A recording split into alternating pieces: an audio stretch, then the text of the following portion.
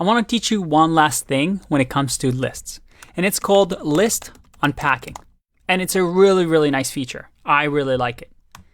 With List Unpacking, we can do something like this. Let's say I have a list that is, well, very simple, 1, 2, and 3. And I want to assign a variable to this list. Let's call it basket equals 1, 2, 3. But what if I wanted to assign a variable to each item? Well, I can actually do something like this, A, B, C.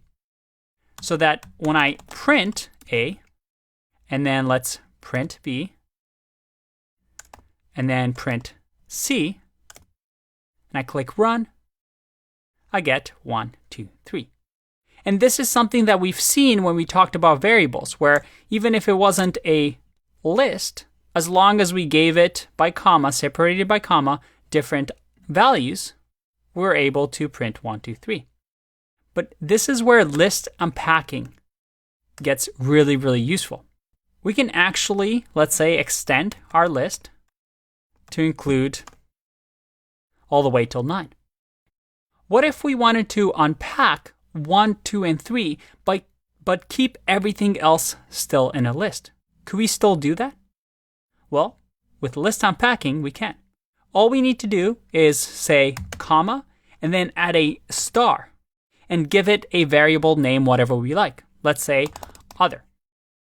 So now if I print other and I click run, look at that.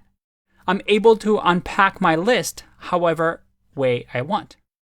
What if I add a comma here and add D? Well, if I run this, I get a list all the way until 8, but now D is, well, actually, the very last item. So that's very, very neat. Maybe the use case right now is not absolutely clear to you, but this is something that might help you, another tool in your toolbox, to unpack a list and change a list in different ways. We'll explore this more later on in this course. But for now, list unpacking.